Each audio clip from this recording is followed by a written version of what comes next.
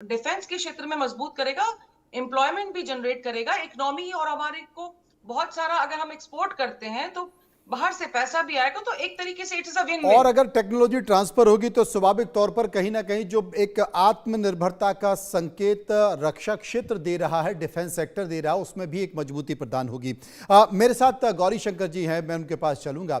गौरी शंकर जी से ये जानने की कोशिश करूंगा। गौरी शंकर जी, चूंकि भारत और रूस की मुलाकात हो रही है, डिप्लोमेसी के तौर पर, कूटनीति के तौर पर इसका एक बड़ा संकेत तब और महत्वपूर्ण हो जाता है जब लगातार दोनों देशों की नजदीकियों को लेकर, दोनों देशों की दोस्ती को लेकर या दोनों देशों के व्यापारिक संबंधों को लेकर कहीं ना कहीं अमेरिका चिढ़ जाता है, और वो चिढ़ उसकी यहां तक निकल कर आती है कि वो 25% तक की पेनल्टी लगा देता है। तो डिप्लोमेसी के तौर पर इस मुलाकात को कैसे देखा जाए? क्या व्यापारिक संबंध और प्रगाढ़ होने जा रहे हैं, संकेत और निकल कर होने जा रहे हैं? अमेरिका चिढ़ता है, चिढ़ता रहे। नमस्कार मनोज जी, जी, नमस्कार सभी नमस्कार। दर्शकों को भी। देखिए, ये जो विजिट है पुतिन साहब का, ये बहुत ही महत्वपूर्ण विजिट है, क्योंकि पूरी अंतर्राष्ट्रीय जो संबंधों की व्यवस्था है उसमें बड़ा उथल फेर चल रहा है अभी। जैसे आपने कहा कि ट्रम्प साहब ने हमारे ऊपर नाराज होकर 25% एडिशनल टैरिफ लगाया क्योंकि हम रसिया से ऑयल ले रहे हैं। तो वो सिर्फ एक ही फैक्टर है, उसमें और कई फैक्टर हैं। आपने देखा होगा जब चाइना में प्रधानमंत्री मोदी और पुतिन और शी जिनपिंग आपस में मिले थे, तो उसकी बहुत बड़ी चर्चा पूरे संसार में हुई थी कि ये तीनों देश एक साथ नहीं आ जाएं। तो अमेरिका बिल्कुल ये चाहेगा कि भारत, रूस और चाइना तीनों एक साथ किसी भी रूप में नहीं रहे, क्योंकि वो अमेरिका के लिए अच्छे संकेत नहीं होंगे। तो अमेरिका जो है वो इस विजिट को बहुत गौर से देखेगा, क्योंकि ये विजिट वैसे भी बहुत इम्पोर्टेंट है, क्योंकि पुतिन साहब पिछले 4 साल में कहीं भी विजिट करने नहीं गए। सिर्फ एक मेजर विजिट था, वो चाइना का था उनका। उसी समय वो नॉर्थ कोरिया गए थे और अभी रिसेंटली मंगोलिया गए थे। इसके अलावा और कोई विजिट कहीं उन्होंने नहीं इस गए। पीरियड में नहीं किया। और जब वो भारत आ रहे हैं तो नेचुरली वो रिप्रेजेंट करेंगे, ये बताएंगे कि मैं भारत इसलिए आ रहा हूँ कि भारत और रसिया के बीच में जो संबंध है वो विशेष प्रगाढ़ और सामरिक संबंध है। तो ये चीज बड़ी खुल करके अमेरिका को पता लगेगी, और अमेरिका डेफिनेटली इस विजिट को बड़े क्लोजली वॉच करेगा। ओके। दूसरी चीज ये है जी। कि इस विजिट के दौरान हमारे जो रक्षा संबंध हैं और व्यापारिक संबंध हैं, उन दोनों में बहुत प्रगाढ़ता आएगी। रक्षा संबंधों की तो आप बात कर ही रहे हैं कि हम S-400 का शायद हो सकता है 5 स्क्वाड्रन और ले लें, जी। और बहुत सी सरफेस टू एयर मिसाइल्स का भी ऑर्डर हो सकता है। Su-57 के ऊपर भी चर्चा होगी, और क्योंकि वो अमेरिका भी चाहता है कि उनका F-35 इंडिया खरीदे, तो ये भी एक बहुत बड़ा विषय होगा।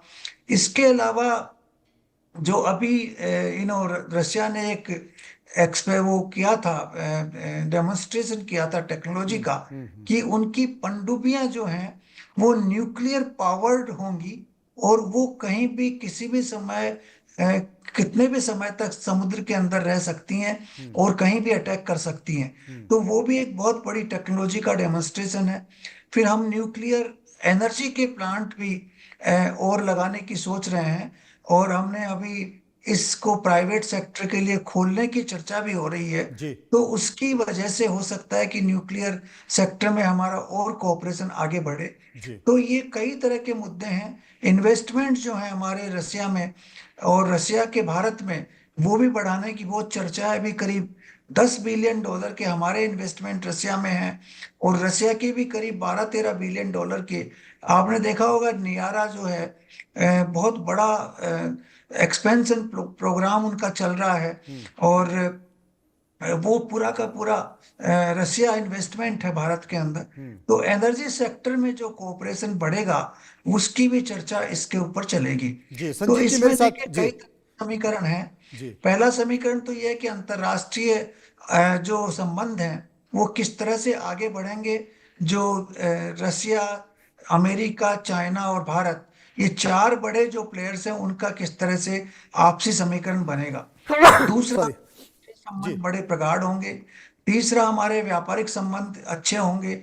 और चौथा, जो हमारे रीजन में, नेबरहुड में जो सिचुएशन है, जो हमारे चाइना के साथ संबंध है, पाकिस्तान के साथ संबंध है, उनमें भी इस विजिट का बहुत असर पड़ेगा। बहुत असर चाइना पड़ने वाला है। संजीव जी मेरे साथ बने हुए हैं, एक भारत बार मैं को। उनके पास चलूंगा, उनसे जानने की कोशिश करूंगा। संजीव जी, बीच में शायद आपको पता होगा कि जब तेल खरीदा जा रहा था तो फिर जैसे भारत पाकिस्तान को लेकर लगातार युद्ध खत्म करने की बात ट्रंप साहब कहते रहे हैं। बीच में उनका स्टेटमेंट ये भी आया था कि भारत ने अब रशिया से तेल खरीदना बंद कर दिया और धीरे धीरे कम कर दिया और धीरे धीरे आगे और कम कराया जाएगा। कुछ इस तरीके से आंकड़े भी निकल कर आए थे मीडिया में। लेकिन तमाम सारी बातों के बीच ये जो मुलाकात होने जा रही है, ये अंतरराष्ट्रीय मंच पर क्या संकेत देने जा रही है डिप्लोमेसी के तौर, क्योंकि दिसंबर 2021 के बाद अभी ये पहली मुलाकात है दोनों देशों के बीच, अगर देखें शिखर सम्मेलन के तौर पर तो। जी जी मनोज जी, रशिया के राष्ट्रपति व्लादिमीर पुतिन की ये जो और 5 दिसंबर को ये जो यात्रा है भारत की, ये बेहद महत्वपूर्ण है। और इस यात्रा का जो महत्व है, ये भारत और रशिया के जो बायलैटरल रिलेशनशिप के संदर्भ में तो है ही। और जैसा कि आपने स्वयं जिक्र किया कि राष्ट्रपति पुतिन की जो पिछली भारत यात्रा थी वो 6 दिसंबर 2021 को हुई थी। और उसके बाद रशिया यूक्रेन का युद्ध शुरू हो गया और राष्ट्रपति पुतिन जाहिर है कि उस युद्ध में पूरी तरह से उलझे रहे और अनेक आशंकाओं इत्यादि की वजह से वो ज्यादा विदेश यात्राएं नहीं करते थे और एक लंबे समय तक उन्होंने युद्ध लड़ा है। और अब ये जो युद्ध है, अब शांति के लिए वहां पर नेगोशिएशंस चल रहे हैं। और ऐसे में उनकी ये जो भारत की जो यात्रा है वो जाहिर है कि बेहद महत्वपूर्ण हो जाती है। और भारत और रशिया के संबंधों के संदर्भ में, जैसा कि आपने अपने प्रारंभिक वक्तव्य में इस बात का जिक्र किया, आपकी रिपोर्ट्स में भी इस बात को दिखाया कि भारत और रशिया की जो रिलेशनशिप है ये विश्वास के ऊपर आधारित संबंध है। ये समय की कसौटी पर खड़े संबंध हैं, जिसको हम कहते हैं टाइम टेस्टेड रिलेशनशिप।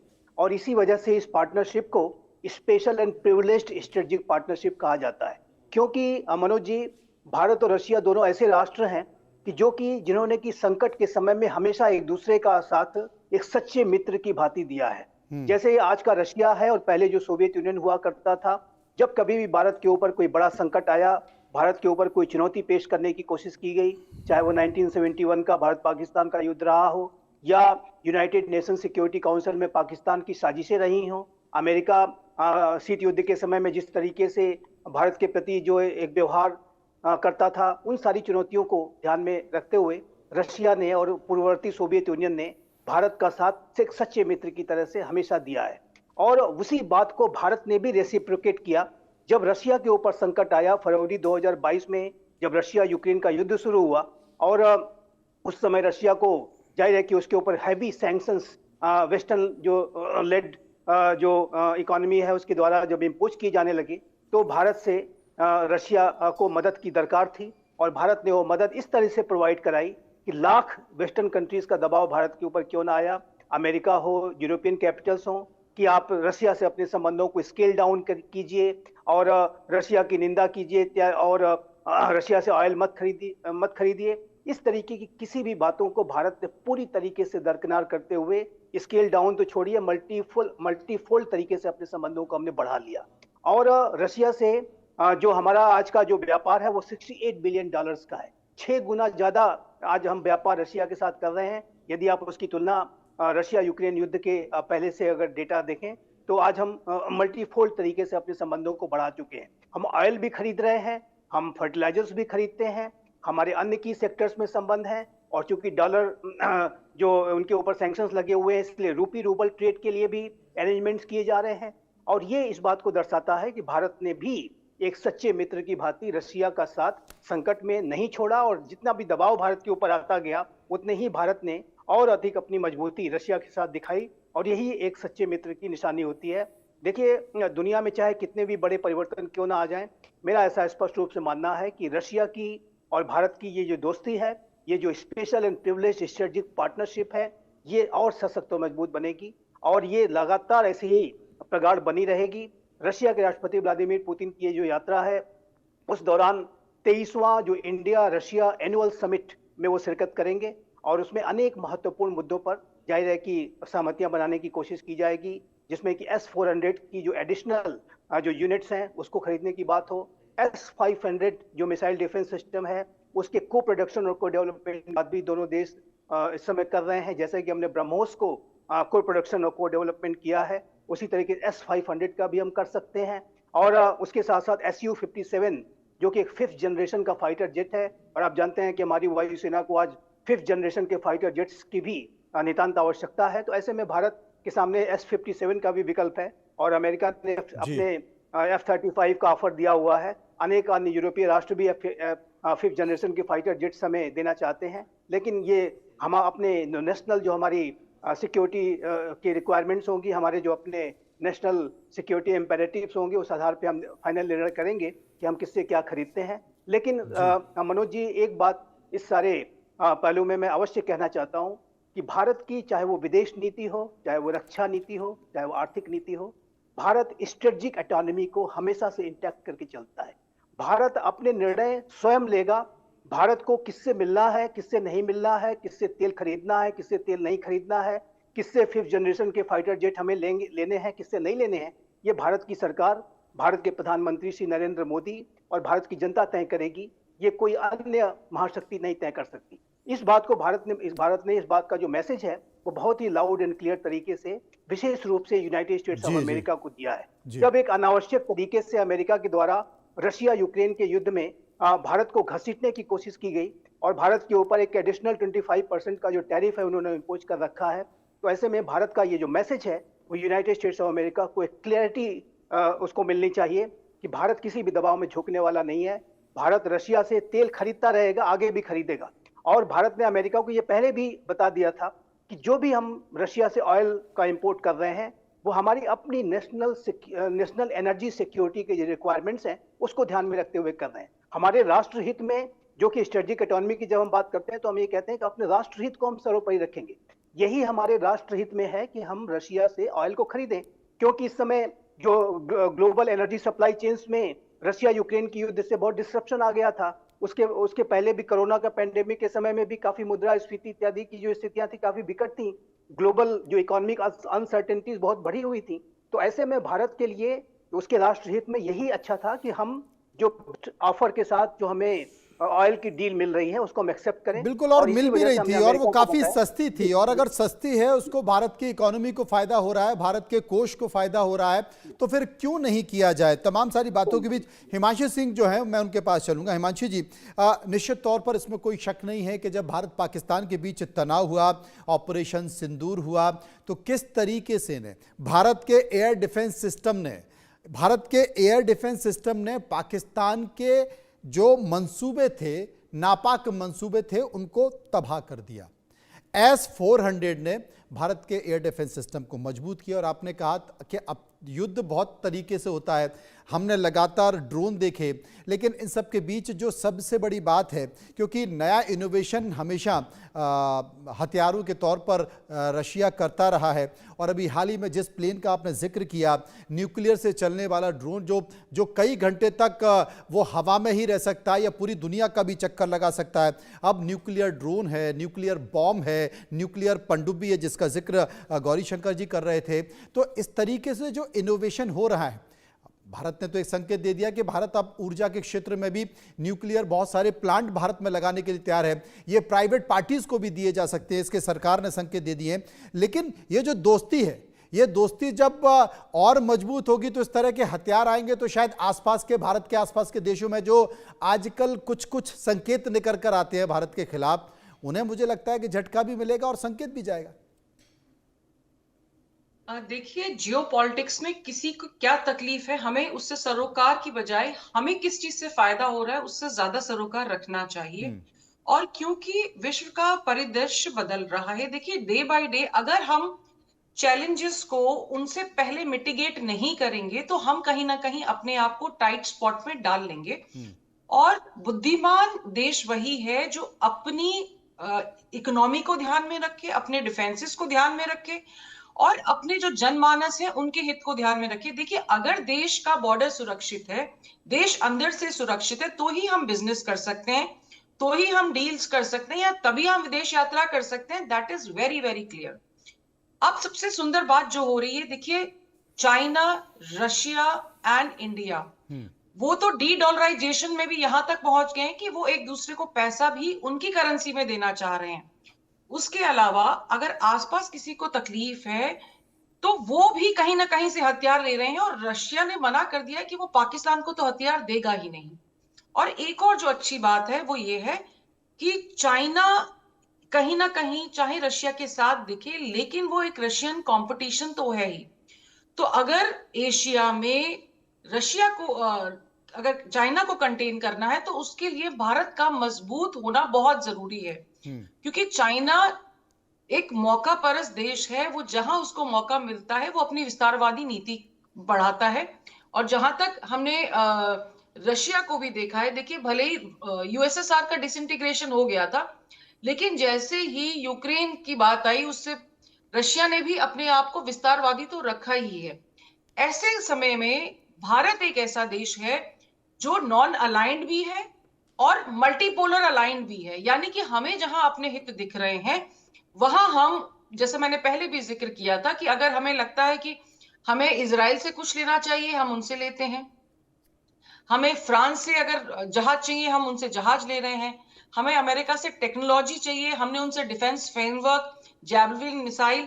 तो जहां हमें जो चीज लग रही है हम उसके लिए आगे बढ़कर अपने संबंधों का फायदा उठाते हुए उस चीज को हम उस पर्टिकुलर कंट्री से ले रहे हैं। अगर हमारे रशिया से संबंध मजबूत होते हैं तो चाइना भी कहीं ना कहीं अपने दायरा सीमित रखता है, क्योंकि उसको जब पता होता है कि दो पावरफुल कंट्रीज खड़े हैं तो वो हमारे साथ भी जिस तरह की हिमाकत वो उसने पीछे की है वो भी नहीं करेगा, क्योंकि एक रिलायबल पार्टनर स्पेशली डिफेंस के क्षेत्र में होने से कहीं ना कहीं हम एक सुरक्षित भी हो जाते हैं। देखिए, हमारी कैपेबिलिटीज बहुत अच्छी हैं जी। लेकिन कंपटीशन से ज्यादा अच्छी चीज होती है कोलैबोरेशन।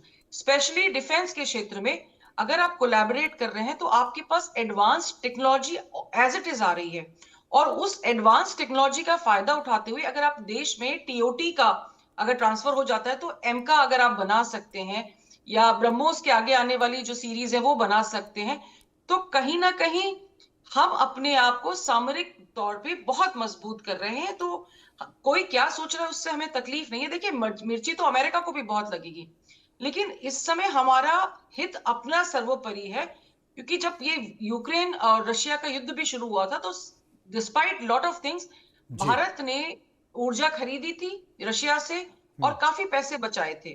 तो और उसका उन्होंने एक्सप्लेन भी किया था हरदीप पुरी साहब ने कि हमारे लिए जहां हमारी जनता का हित है, हमारे देश का हित है, हम वही काम करेंगे। तो मुझे लगता है इस बार भी इंडियन गवर्नमेंट बहुत क्लियर है कि किस फ्रेमवर्क में, किस दायरे में, किन किन चीजों को ध्यान में रखते हुए इन्हें समझौते करने हैं। जी।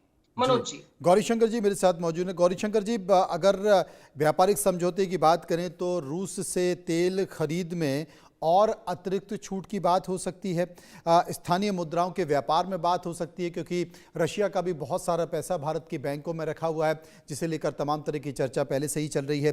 परमाणु ऊर्जा क्षेत्र में आपने जिक्र किया, ये जो संकेत हैं, इस संकेत के साथ साथ जो रूस यूक्रेन को लेकर बार बार देश के प्रधानमंत्री नरेंद्र मोदी संकेत देते हैं कि भाई युद्ध कोई रास्ता नहीं है, बातचीत हल है, क्या जिस तरफ दिशा आगे बढ़ रही है, क्योंकि लग रहा है कि बात कुछ बनती नजर आ रही है, और जेलेंस्की भी संकेत दे रहे हैं कि लगता है कि अब जो जमीन है वो चली जाएगी, तो क्या कोई और बेहतर संकेत निकल कर आ सकते हैं, मोदी प्रयास कर सकते हैं? लग रहा है कि कोई अच्छा तरीका सामने आएगा। मेरे को बड़ा क्लियरली लग रहा है कि अब यूक्रेन रशिया का युद्ध बंद हो जाएगा। तो ये इसमें क्या है कि यूक्रेन वैसे भी पूरी तरह से ध्वस्त हो चुका है। उसके पास न हथियार हैं, न पैसे हैं, न सेना है, और आप देख रहे हैं करप्शन स्कैंडल एक के बाद एक खुल के आ रहे हैं। तो जो यूरोपियन देश साथ दे रहे थे वो भी थोड़ा सा पीछे हट रहे हैं। अमेरिका तो ऑलरेडी पीछे हट चुका है। तो यूक्रेन अब बिल्कुल उसको और कोई ऑप्शन बचा नहीं है कि वो अपनी हार मान ले और रशियन टर्म्स के ऊपर अपने आप को सरेंडर कर दे।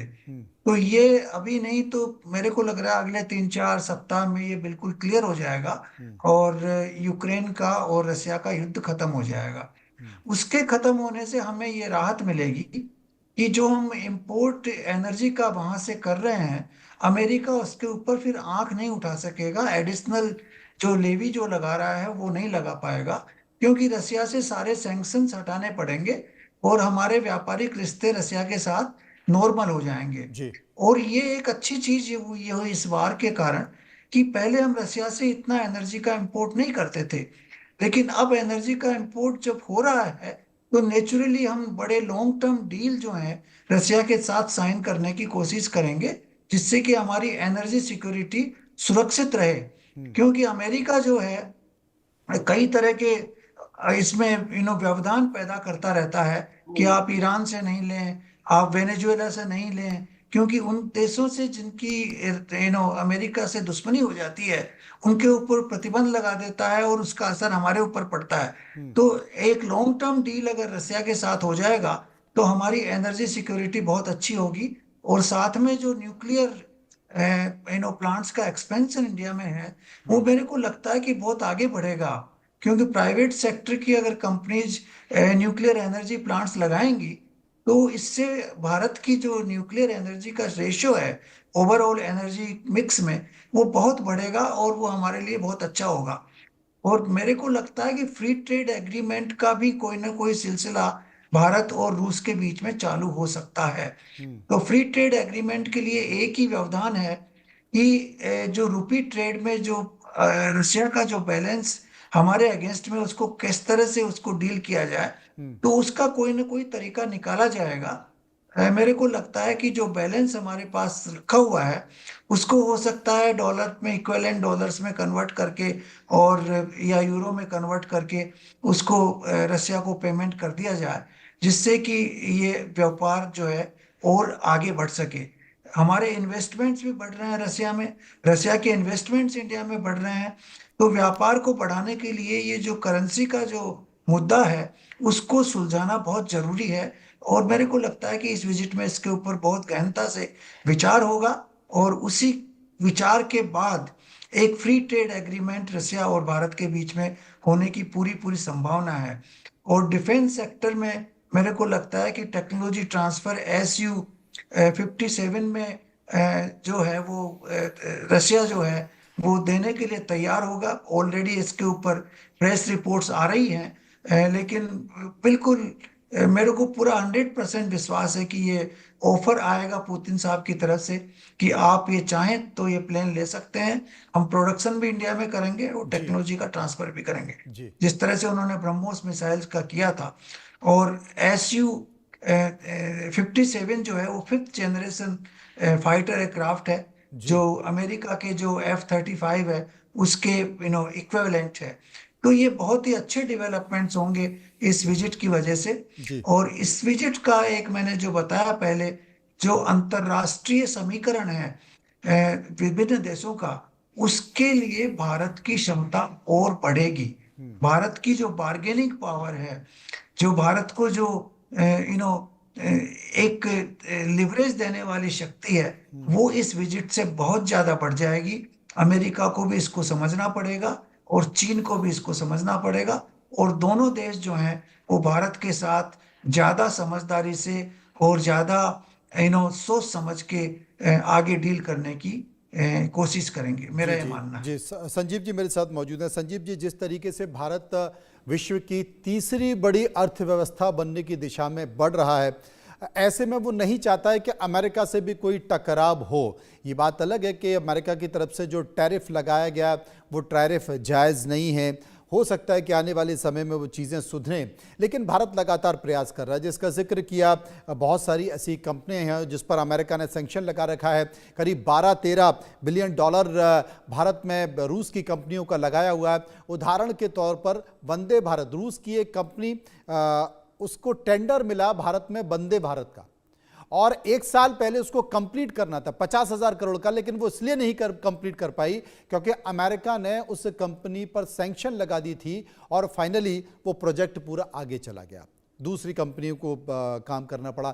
ये ऐसी बहुत सारी ऐसी कंपनी है, तो स्वाभाविक तौर पर किसी भी देश की मजबूती के लिए उसकी आर्थिक स्थिति बहुत महत्वपूर्ण होती है, और ऐसे में व्यापारिक टकराव बहुत ज़्यादा ना हो, जितने ज़्यादा से ज़्यादा व्यापारिक रिश्ते मजबूत हों, मुझे लगता है फोकस उसी पर होगा। जी जी बिल्कुल। देखिए, भारत और रशिया के जो व्यापारिक रिश्ते हैं वो लगातार प्रगाढ़ हुए हैं, मजबूत हुए हैं। रशिया यूक्रेन युद्ध के बाद तो विशेष रूप से, जैसा कि मैंने कहा कि हमने अपने जो कमर्शियल जो फाइनेंशियल जो टाइज हैं उसको मल्टीफोल्ड कर लिया है। 68 बिलियन डॉलर्स का ट्रेड है। ये अलग बात है कि ये जो ट्रेड है, balance of trade heavily Russia के फेवर में है, और मेरा ऐसा मानना है, और अभी एम्बेसडर साहब भी इस बात को कह रहे थे कि जब ये विजिट होगी राष्ट्रपति पुतिन की, तो इसमें ये इस बात को डिस्कस किया जा सकता है कि किस तरीके से भारतीय जो कंपनीज का जो इन्वेस्टमेंट है वो रशिया में और अधिक बढ़ाया जाए। रशिया अपने मार्केट्स को, भारत को कैसे अधिक से अधिक एक्सेस प्रोवाइड कराए, और जिसको कि हमारे विदेश मंत्री श्री एस जयशंकर ने अभी अपने हाल की जो मॉस्को की यात्रा में इस बात को उठाया भी था, और डिस्कस भी ये चल रहा है कि ये जो बैलेंस ऑफ ट्रेड जो है हैविली जो रशिया के फेवर में है, इसको कैसे बैलेंस आउट किया जाए और इसको एक इक्वल लेवल पर लाने की कोशिश की जाए। तो ये भी एक आर्थिक विषय का, दोनों के देशों के बीच के आर्थिक जो विषय है उसमें एक मुद्दा रहेगा, निसंदेह रहेगा। रूपी रूबल ट्रेड और जो रशिया के जो एसेट्स हैं उसको कैसे उसको इस्तेमाल किया जाए रशिया के द्वारा और रशिया के फेवर में, तो ये सारी बातें होंगी। लेकिन एक बात मैं मनोज जी आपके बड़े सम्मानित चैनल और बड़े आपके सम्मानित शो के माध्यम से कहना चाहता हूँ कि यदि यूनाइटेड स्टेट्स ऑफ अमेरिका का ट्रंप प्रशासन इस पूरे रशिया के राष्ट्रपति व्लादिमीर पुतिन की इंडिया की विजिट को कंस्ट्रक्टिव तरीके से इवेल्युएट करे, तो ये पूरे अमेरिका के लिए, रशिया यूक्रेन के लिए और पूरे विश्व की शांति के लिए, रशिया यूक्रेन के युद्ध में सीज फायर को बनाने की दिशा में गोल्डन अपॉर्चुनिटी भी साबित हो सकता है। और भारत जो कि डे 1 से इस बात को कह रहा है कि रशिया यूक्रेन के बीच का युद्ध सिर्फ संवाद के माध्यम से ही समाप्त हो सकता है, और भारत के प्रधानमंत्री श्री नरेंद्र मोदी के जो वर्ड्स ऑफ विजडम रहे, जो कि उन्होंने राष्ट्रपति पुतिन से समरकंद उज्बेकिस्तान में बहुत पहले कहे थे, डायरेक्ट 1-to-1 बातचीत में कहे थे कि ये युद्ध का युग नहीं है। और अब वो जब फिर मिलने जा रहे हैं, और जिस तरीके की दोस्ती, जिस तरह की केमिस्ट्री आप प्राइम मिनिस्टर मोदी और राष्ट्रपति पुतिन के बीच की देखते हैं, ऐसे में यदि अमेरिका का ट्रंप प्रशासन भारत के साथ रशिया यूक्रेन के युद्ध के शांत कराने के जो प्रयास चल रहे हैं उसमें भारत की भूमिका को भी अगर वो शामिल करें, और एक तरीके से तो नकारात्मक रूप से उन्होंने भारत को घसीटी लिया है एक जो 25% का जो टैरिफ लगा करके, तो ऐसे में जो भारत जो पहले से ही एक बैक चैनल के माध्यम से, भले से ओपन तरीके से नहीं बल्कि बैक चैनल के माध्यम से भारत के प्रधानमंत्री जो इस युद्ध को शांत कराने का अपना पूरा प्रयास करते रहे, और इस प्रक्रिया में वो कीव भी गए, वो मॉस्को भी गए, वाशिंगटन डीसी में भी यात्रा की, और लगातार वो इस बात को कहते हैं कि ये जो युग है युद्ध का युग नहीं है, संवाद के माध्यम से ये समस्या शांत होनी चाहिए। तो ऐसे में जो राष्ट्रपति पुतिन की जो भारत की यात्रा है वो रशिया यूक्रेन के युद्ध के शांत कराने के संदर्भ में भारत भी उसमें अपना बहुत ही कंस्ट्रक्टिव रोल प्ले कर सकता है, प्रोवाइडेड कि यूनाइटेड स्टेट्स ऑफ अमेरिका इस तरीके के भारत के साथ संपर्क करे और प्रयास करे कि भारत के प्रधानमंत्री भी ये जो रशिया यूक्रेन के बीच में जो डील करने के नेगोशिएशन चल रहे हैं उसमें भारत भी उन्हें बैक चैनल के माध्यम से अपना प्रयास करे, तो ये एक गोल्डन अपॉर्चुनिटी भी अमेरिका के राष्ट्रपति ट्रंप के लिए साबित हो सकती है, जो कि शुरू से ही वो कहते रहे हैं, कैंपेन ट्रेल में भी कहते रहे कि मैं ये युद्ध शांत कराऊंगा, और अभी भी वो तरह तरीके की जो लगातार प्रयास करते हैं। तो मेरा ऐसा मानना है कि ये अमेरिका के अगर पॉलिसी मेकर्स को, डिप्लोमेट्स को, वहां के पूरे एस्टेब्लिशमेंट को, ट्रंप प्रशासन को जरा भी अगर वो कंस्ट्रक्टिव तरीके से अगर इस विजिट को देखें तो ये एक उनके लिए बहुत बड़ा अवसर भी है। लेकिन अगर उसे वो नेगेटिव देखेंगे तो जाहिर है कि उसको एक राइवलरी के तौर पर देखेंगे, और रशिया और अमेरिका और भारत के बीच में अगर कोई तनाव अगर पैदा करने की अगर कोशिश करेंगे तो उसमें कोई उसको उनका फायदा होने वाला नहीं है। और मैं एक बात फिर से कह दूं कि जितना भी वेस्टर्न कंट्रीज भारत के ऊपर रशिया से संबंधों को कम करने का दबाव बनाएंगे, ये संबंध उतने ही बढ़ते जाएंगे, ये संबंध उतने ही बढ़ते जाएंगे। और मुझे लगता है कि इसके लिए हमको 4 और 5 दिसंबर का इंतजार करना होगा। पूरा विश्व इस बात का इंतजार कर रहा है कि दोनों देशों के बीच जो समझौते होंगे, जो संकेत होंगे, वो अंतर्राष्ट्रीय स्तर पर आखिर क्या असर डालेंगे। बहुत बहुत शुक्रिया करूंगा मैं सभी मेहमानों